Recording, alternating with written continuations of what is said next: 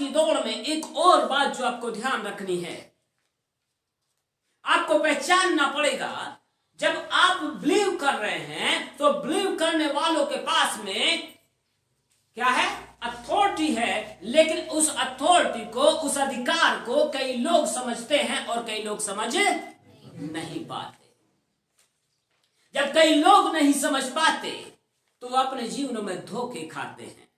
पर एक अन्य जाति व्यक्ति जो मसीह के विषय में सुनता है और वो उस अधिकार को इतनी जल्दी समझ गया, बाइबल के अंदर आप मेरे साथ चलें मत्ती रचित सुसमाचार और उसके 8वें अध्याय में। मत्ती रचित सुसमाचार और उसके 8वें अध्याय में आप चलें और यहां पे आपको जो मिलेगा 5वें पद से आप पढ़ना शुरू करें। जब वह कफरनहूम में आया तो एक सूबेदार ने उसके पास आकर उससे विनती की, हे प्रभु, मेरा सेवक घर में लकवा रोग से बहुत दुखी पड़ा है।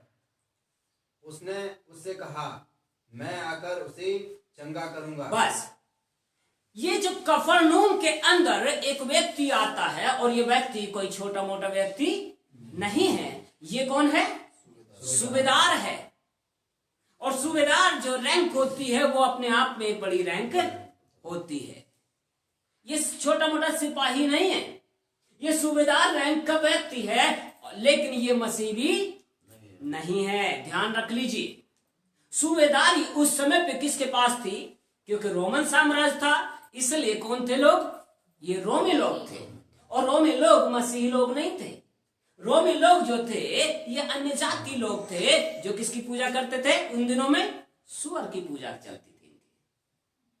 इसलिए स्पेन हो गया और कई ऐसे देश हैं जिनके जब उनके फेस्टिवल्स होते हैं तो उसमें सुअर का काफी ज्यादा मतलब जो उनके गेट वगैरह बनते हैं उस पे भी सुअर का काफी ज्यादा जो है चिन्ह आपको दिखाई देगा। इसलिए जो है उनके फेस्टिवल्स में ऐसी ऐसी गंदी हरकतें होती हैं, क्योंकि ये लोग इस तरह की हरकतें आज से नहीं, ये शुरू से करते चले आ रहे हैं। पर मैं जो आपको बताना मांग रहा हूं, ये व्यक्ति कौन है? सूबेदार है। पर सूबेदारी के साथ साथ इसने सुना है, क्योंकि उसकी चर्चा, यीशु की चर्चा पूरे उसमें फैल गई थी, और इसने ये जान लिया था कि इसका अधिकार क्या है। विश्वास की दौड़ के लिए अगर हम दौड़ना चाहते हैं, निशाने की ओर दौड़ना चाहते हैं, देन हमें इस बात की जरूरत है कि आप और मैं ये समझ जाएं कि विश्वास अपने आप में खाली होकर के नहीं चलता है, पर विश्वास के अंदर ज्ञान का होना भी, समझ का होना भी बहुत जरूरी है। क्योंकि वचन कहता है कि मेरे ज्ञान के ना होने से मेरी प्रजा क्या हो रही है? नाश हो रही है। इसलिए विश्वास के साथ साथ वचन का, ज्ञान का होना भी बहुत जरूरी है। पर क्यों? क्योंकि ज्ञान के द्वारा ही विश्वास पनपता है। परमेश्वर के वचन के ज्ञान के द्वारा ही विश्वास क्या होता है? जागृत होता है। और जब तक वो ना हो तो विश्वास काम नहीं करेगा। क्योंकि विश्वास तो है, पर ये उस तरीके से है, जैसे मैंने पहले भी बताया इसके विषय में, कि आपके पास गाड़ी है लेकिन अगर पेट्रोल नहीं है तो चलेगी? यीशु मसीह रूपी नाम है, विश्वास है उसके नाम पर उसमें पेट्रोल नहीं है, मतलब वचन का समावेश उसमें नहीं है, वचन उसके अंदर नहीं है आपके जीवन के अंदर, तो विश्वास किसी काम का नहीं रहेगा। विश्वास की दौड़ के लिए जरूरी है आपके अंदर वचन का ज्ञान आ जाना। और वचन का ज्ञान ऐसे ही नहीं आता है, वचन का ज्ञान में मन लगाना पड़ता है। ये बात तो फरीसियों ने भी सुनी कि यीशु जब चलता है भीड़ की भीड़ उसके पीछे हो लेती है, और बाइबल कहती है जितने भी तरह के लोग उसके पास लाए गए उसने क्या किया? उन सबको चंगा किया। पर वो ये नहीं समझ पाए कि ये किस अधिकार के साथ काम करता है। पर एक अन्य जाति इस बात को समझ गया कि ये किस अथॉरिटी में होकर के काम कर रहा है, ये किस अधिकार में होकर काम कर रहा है। तो किसके पास आता है? यीशु के पास आता है। क्योंकि समस्याएं आज सबके पास हैं। समस्याएं उन दिनों में भी सबके पास थी। ठीक है, इसकी अपनी समस्या नहीं थी, पर यह जान गया था कि इसके घर में कौन पड़ा है, इसका एक सेवक है और जिससे ये बहुत प्रेम करता है। वरना कौन सा मालिक अपने काम करने वाले के इतने अपने सेवक के लिए परेशान होगा और इतनी दूर तक जाकर के विनती करने के लिए आएगा। लेकिन ये ऐसा बंदा था जो अपने सेवकों से क्या करता था, प्रेम करता था। सो इसकी मानसिक दशा को भी दर्शाता है। पर जब ये आता है तो यीशु से कहता है, मेरे घर में क्या पड़ा हुआ है, मेरा सेवक लकवा रोग से पीड़ित पड़ा है। अब यीशु मसीह ने कहा, क्योंकि बाकी लोग भी कह रहे हैं कि भाई मेरे घर में आ जा और मेरे बच्चों को क्या कर दे, चंगा कर दे, मेरे घर में ये ऐसी समस्या है, मेरे साथ में ये समस्या है, आकर के उसका ऊपर अपना हाथ रख दे। सब इस बात को बोल रहे हैं, लेकिन ये बंदा क्या बोलता है, ये कहता है,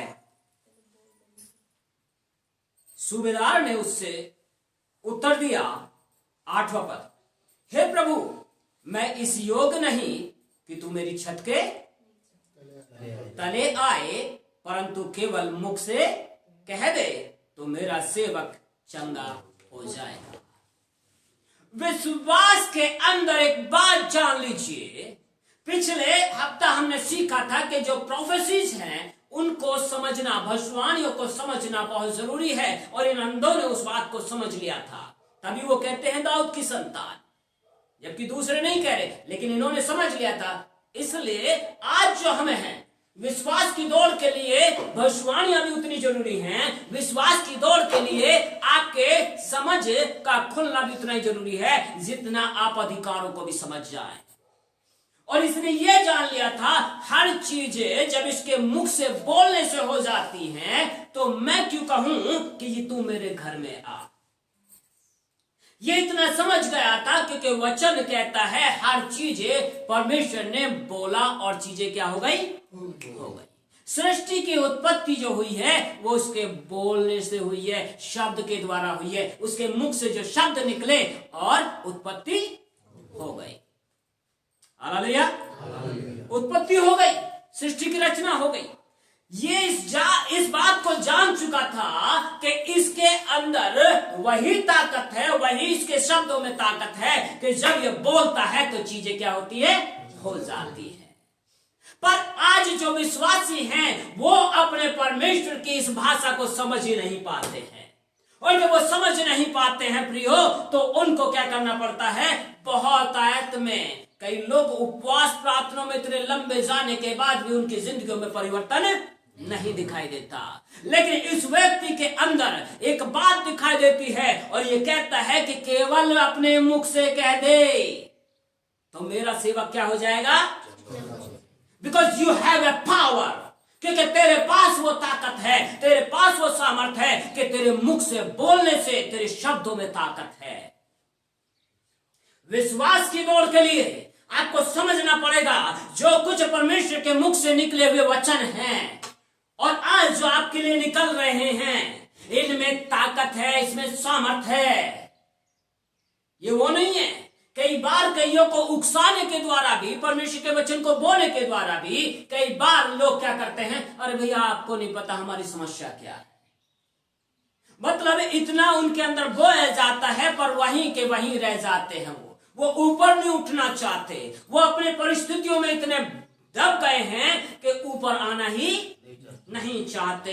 लेकिन परमेश्वर की आत्मा के द्वारा जब वचन आता है प्रियो, वो आपको धरातल पर नहीं रखना चाहता, लेकिन आपकी आत्मा को बलवंत करना चाहता, ताकि आप विश्वास में क्या हो जाएं, उठ जाएं। क्योंकि विश्वास में जब तक आप उठेंगे नहीं तब तक आप दौड़ नहीं सकते। विश्वास की दौड़ के लिए जरूरी है आप क्या करें, परमेश्वर ये सामर्थ को समझिए, उसके अधिकार को समझिए, और जब आप उसको जानेंगे चीजें हो जाएंगी, चीजें हो जाएंगी। चीजें इसलिए नहीं हो रही हैं क्योंकि आप परमेश्वर ये बातों को समझ रहे हैं। कई बार ऐसा होता है कि सिर्फ फोन पे बोल देने से, फोन पर प्रार्थना कर देने भर से लोग क्या हो जाते? संगे हो जाते। और हम दूसरों की बात नहीं कह रहे, लेकिन परमेश्वर यहीं पे क्या करता है? ऐसे कामों को करता है। खुद हमारी जिंदगियों में ऐसा करता है कि फोन पे प्रार्थना हुई और फोन पे ही क्या हो गया? परमेश्वर ने छू लिया, चंगाई दे दी। शब्दों में ताकत है, लेकिन मेरे अपने शब्दों में ताकत नहीं है। पर जब मैं परमेश्वर की आत्मा में होकर के चलूंगा तो ये मेरे अपने शब्द ना होंगे, क्योंकि ये परमेश्वर ये वचन में से मैं लेकर के आपको जब देता हूं तो इसमें क्या है? ताकत है। इसको समझिए इसको। और जब तक अगर इस अधिकार को अपना समझेंगे तो आप विश्वास में जागृत नहीं हो पाएंगे और न ही आप दौड़ लगा पाएंगे। एक भाग ये है। एक दूसरा भाग और मैं आपको दिखाना चाहता हूं इसी के 9वें अध्याय, मत्ती के 9 अध्याय और उसके 18 पद से 18 पद से यहां पे 2 वाक्य हमें मिलते हैं। 2 वाक्य मिलते हैं और ये कहता है, वह उनसे ये बातें कह ही रहा था कि देखो एक सरदार ने आकर उसे प्रणाम किया और कहा, मेरी पुत्री अभी मरी है, मेरी पुत्री अभी मरी है, तो क्या कर? परंतु चलकर अपना हाथ उस पर रख तो वह क्या हो जाएगी? जीवित हो जाएगी। यीशु उठकर अपने चेलों समेत उसके पीछे हो लिया। ये बंदा भी कौन है? ये भी एक सरदार है। ये भी छोटा मोटा व्यक्ति नहीं है, लेकिन ये आकर के रिक्वेस्ट करता है, प्रार्थना करता है, विनती करता है प्रभु से, और ये भी क्या होता है? प्रभु ने इसकी प्रार्थना सुनी और इसके साथ चल दी। क्योंकि एक ऐसा व्यक्ति सूबेदार उस अधिकार को समझ गया तो कहता है, मैं इस योग्य भी नहीं हूं कि तू मेरे घर में मेरी छत के तले भी आए, लेकिन वो अपने मुख से कह दे तो मेरा सेवक क्या हो जाएगा? लेकिन ये एक और व्यक्ति है, सुनी है चर्चा यीशु की, सब कुछ हुआ है, वचन ने काम भी किया है, तभी तो यीशु के पास तक आ भी गया। और जब इतना आ गया, परंतु अभी भी इतनी समझ नहीं खुली। आज भी बहुत से विश्वास करने वालों की समझ ऐसी ही पाई जाती है, ऐसी ही है, और कहते हैं बस तू हाथ रख दे प्रभु, तू कर, तू कर, तू कर।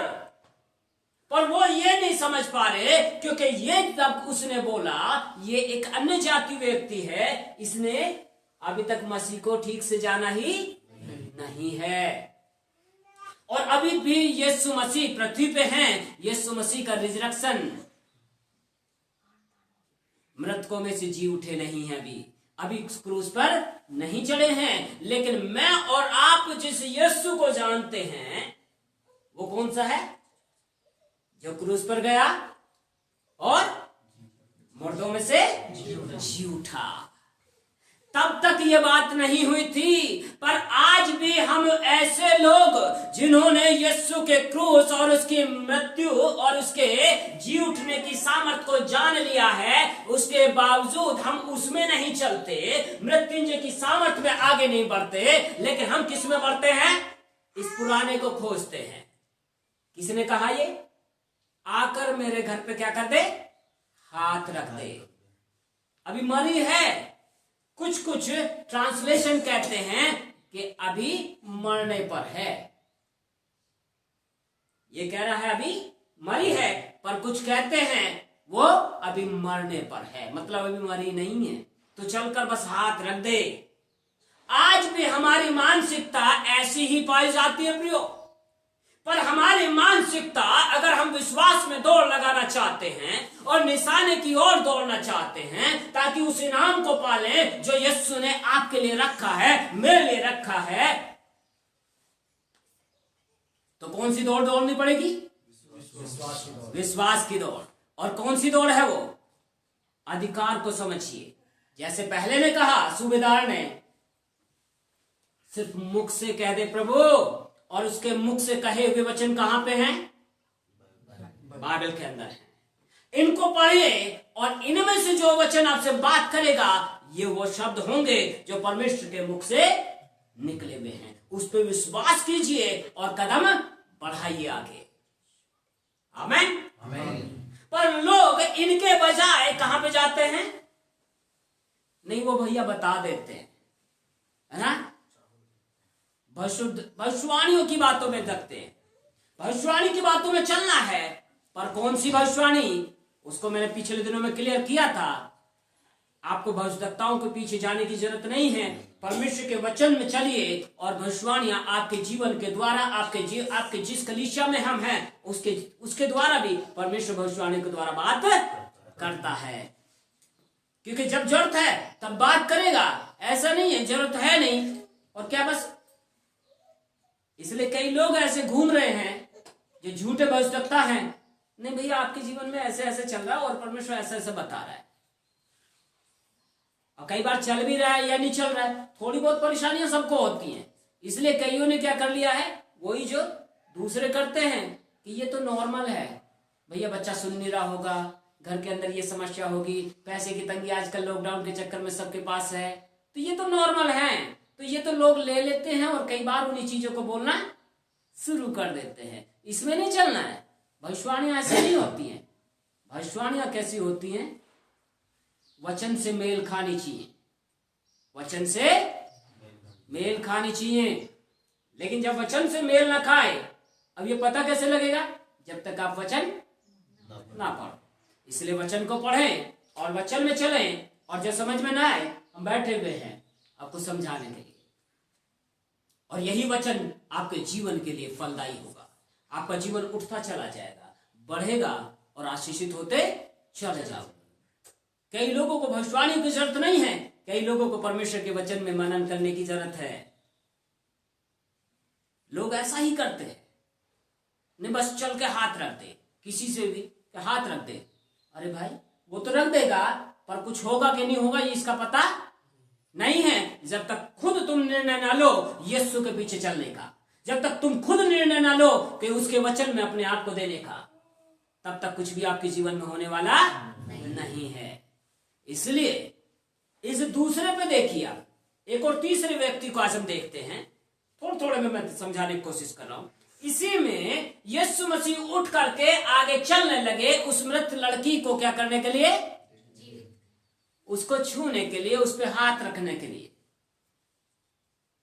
और आगे हम घटना में पाते हैं कि यीशु मसीह जब जाते हैं तो वो सचमुच में क्या हो गई है? मर गई है। और लोग हल्ले वहां पे रो रहे हैं, हल्ले मचा रहे हैं, सब कुछ हो रहा है। और यीशु मसीह ने सबको क्या कर दिया? वहां से निकाल दिया और उसने अपने चेलों को और खुद जा करके उस पर हाथ रखे और लड़की क्या हो गई? चंगी। लेकिन एक और यहां पे कुछ हो जाता है। एक और लेडीज है, ये लेडीज प्रेजेंट करती है। किस बात को प्रेजेंट करती है ये? इसके विषय में मैंने पहले बताया था, क्योंकि ये भी 12 साल की है और ये लेडीज भी क्या है?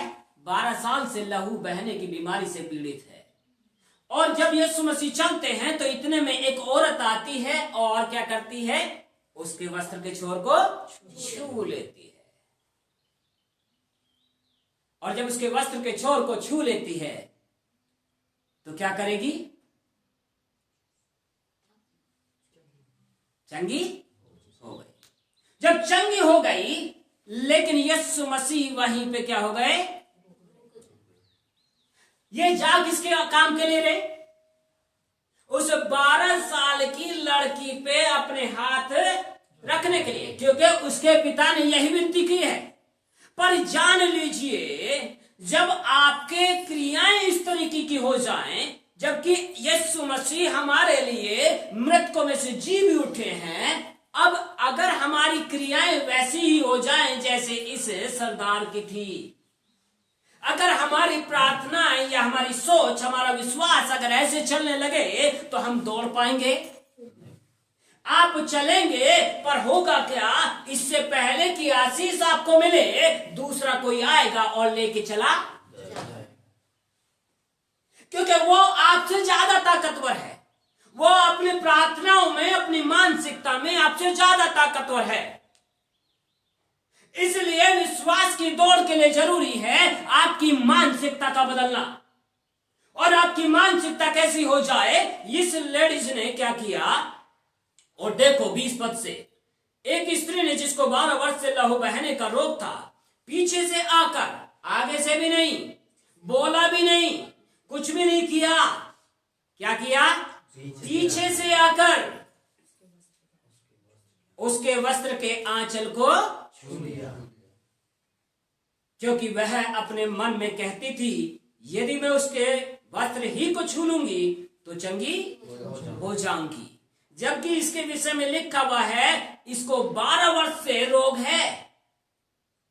पर इसने भी चर्चा सुन ली यीशु मसीह की, इसने भी यीशु के कामों पे विश्वास कर लिया और दूर से सुना, क्योंकि लहू बहने की बीमारी है इसलिए इसके पास कोई जाता नहीं था। और जितना इसके पास था वो सब कुछ क्या कर चुकी थी, ये लुटा चुकी थी।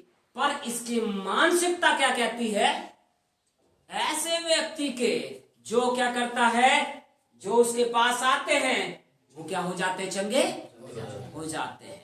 वो अपने शब्दों के द्वारा कर देता है, वो गूंगों को बोलने की ताकत देता है, मुर्दों में जान डाल देता है। ये बात इसके दिमाग में बैठ गई, अब मैं कुछ अलग करूंगी। क्या करूंगी, अलग करूंगी कि मैं खुद उसके वस्त्र के छोर को क्या कर लूंगी, छू लूंगी। और जब मैं छूंगी तो मालूम है कि उसमें से क्या निकलेगी, सामर्थ्य निकलेगी और मैं चंगी हो जाऊंगी। आपकी मानसिकता ऐसी हो जाए, आपके ऊपर कोई हाथ रखे या ना रखे, आपके जीवन को कोई उबारे या ना उबारे, लेकिन आपकी खुद की मानसिकता विश्वास में दौड़ लगाने के लिए जरूरी है ऐसी हो, और आप कह सकें कि मैं जब प्रभु में बैठूंगा, प्रभु से बात करूंगा, वो मेरी सुन लेगा। हालेलुया। क्योंकि उसने स्वयं कहा है, अपना मुंह खोल और मैं उसे क्या कर दूंगा, भर दूंगा। पर कई लोग अपना मुंह खोलना ही नहीं चाहते। मुंह खोलने का मतलब समझ रहे, प्रार्थना में समय देना ही नहीं चाहते। यदि आप प्रार्थना में समय नहीं देंगे तो विश्वास की दौड़ नहीं दौड़ पाएंगे। विश्वास की दौड़ के लिए जरूरी है आपकी समझ खुले, भविष्यवाणियों पर विश्वास करिए, लेकिन परमेश्वर के वचन में मनन कीजिए और ये आपको उबारेगा। अब जब मैं प्रभु के साथ संगति रखती हूं तो कुरिन्थियों की पत्री कहती है 6:17 में लिखा हुआ है कि जो प्रभु के साथ संगति करता है वो उसके साथ एक आत्मा हो जाता है। तो मैं और प्रभु, यीशु ने यूहन्ना 17 में लिखा है, 17वें अध्याय में प्रार्थना की है कि जैसे पिता तू और मैं एक हैं, ये भी क्या हो जाए, हमें एक हो जाएं।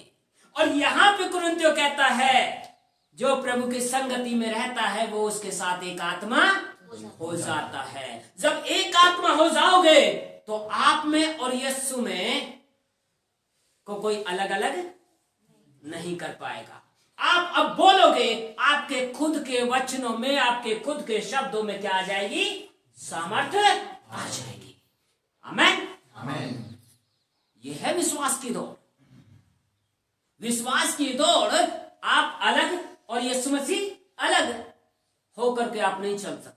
यीशु आप में जीना चाहिए, यीशु का वचन आप में जीना चाहिए। और जब वो आप में जिएगा, जितना आप संगति में रहोगे, जितना आप उसके प्रेम में बने रहोगे, जितना आराधना में समय बिताओगे, आप उसके साथ एक आत्मा होते चले जाओगे। और जब चलोगे तो आपकी मानसिकता बदलेगी। अब आपकी मानसिकता को बदलना जरूरी है।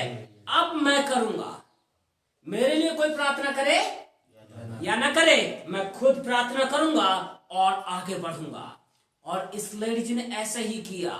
वहां पे भीड़ थी, वहां पे भीड़ गिरी जा रही है यीशु के ऊपर, लेकिन इस लेडीज ने क्या किया, उस भीड़ को चीरते हुए, क्या जिसको 12 वर्ष से लहू बहता है वो इतनी ताकतवर थी कि भीड़ को चीर देती, पर उसकी मानसिकता इतनी विश्वास में दृढ़ हो चुकी थी, उसके जो सोचना था वो, उसका नजरिया इतना बदल चुका था कि जब वो उसके दिमाग में ये आ गया, अब मैं चलूंगी और मुझे कोई तूफान रोक नहीं पाएगा। और यहां पे लिखा हुआ है, जब इस वचन को आप आगे पढ़ते हो, तो जब यीशु मसीह रुके तो उन्होंने पूछा, मुझे किसने छुआ? और चेलों ने क्या उत्तर दिया? प्रभु तू देखता है भीड़ तुझ पे गिरी जा रही है और तू कहता है किसने छुआ है? कि ना, मुझे छुआ है क्योंकि मुझ में से सामर्थ्य निकली है। सब गिर रहे पर सामर्थ्य नहीं निकल रही है। सामर्थ्य किसी में निकली? सिर्फ इस लेडीज के ऊपर। आज आपके जीवन कैसे है? किस विश्वास में चलना चाहते हैं? हम सिर्फ लोगों के द्वारा हाथ रखे जाने के द्वारा जिंदगी को जीना चाहते हैं, या खुद अपने समय को प्रभु के साथ बिताना चाहते हैं? यदि मैं और आप अपने समय को प्रभु के साथ रखेंगे तो प्रभु आपके जीवन में जो उसने योजनाएं रखी हैं, उन योजनाओं के अनुसार आपको आगे बढ़ाता चला जाएगा और आप उस इनाम को पाओगे जिसके लिए मसीह यीशु ने आपको मसीह में बुलाया है। पिता ने बुलाया है आपको। प्रियो, हम सिर्फ खोखली जिंदगी नहीं जीनी है। मेरी बातों को सुन रहे हैं आप? हमें सिर्फ खोखली जिंदगी नहीं जीनी है। यीशु के नाम को लेने भर से काम नहीं बनेगा प्रियो। यीशु के नाम को जीना पड़ेगा, यीशु के नाम में चलना पड़ेगा।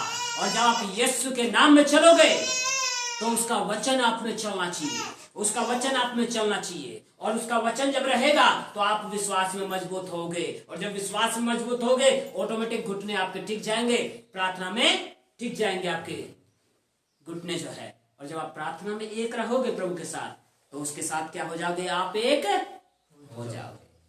फिर कोई चीज आपके ऊपर हावी हो पाएगी नहीं, क्योंकि यीशु और आप एक क्या हो गए? एक हो गए।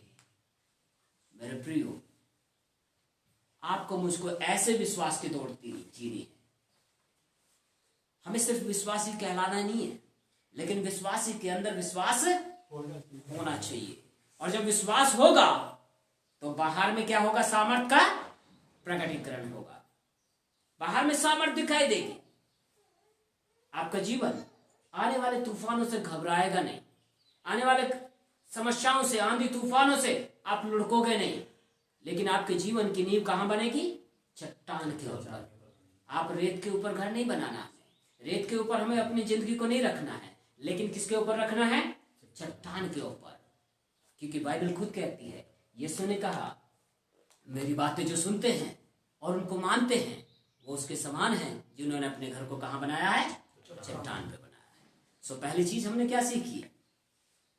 अन्य जाति होकर के सूबेदार ने क्या समझ लिया? उसके अधिकार को समझ लिया।